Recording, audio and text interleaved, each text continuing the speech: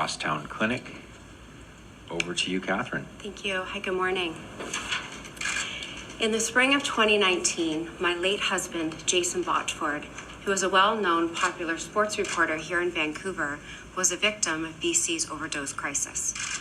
I was with Jason for 17 years, so when I discovered how he died, I thought there must be a mistake.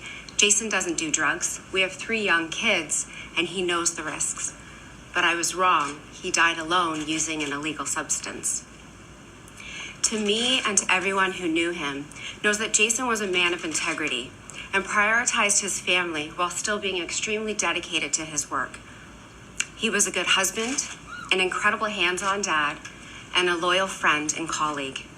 He often put everyone else above himself and would say, sometimes you have to do something you don't like to put everyone else. Sometimes you have to do something you don't like to make someone else happy.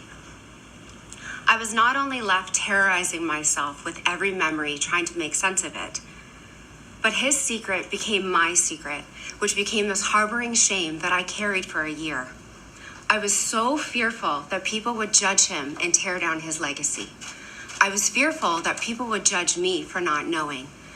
And even worse, I feared people would treat my children's loss of their father as insignificant because of how he died. It was in those moments that I realized how much shame Jason must have carried and why he hid his substance use from everyone.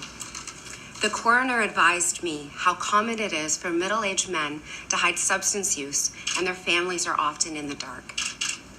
I can't comment how often he used, as I have no real evidence, but that is not the point here. The stigma around substance use and the dehumanizing of it suggests to society that one must suffer in silence alone. So here I was, a widow with 3 young kids, and our lives were made public. I was not only struggling with my grief and shame, but left to navigate living life raising an 8, 6, and 3-year-old. My instinct was to tell them he had a heart attack. I tiptoed around the topic of his death, thinking I was protecting them.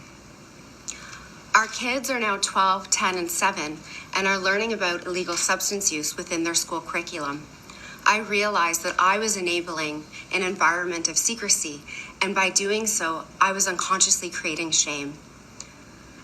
I first sat down with Sienna and Kira to tell them the truth about how their dad died. This was the most difficult conversation I have had to prepare for. I wanted to make sure that they didn't feel any shame or less of their father. They were actually more mad that I kept the truth from them than how he died. We all have a responsibility to change the narrative on substance use and the stigma associated with it. I stand here today to tell my story with hopes it will give courage to others to start their conversation about addiction and substance use, and perhaps through those conversations, it will lead to a healthier alternative. Thank you.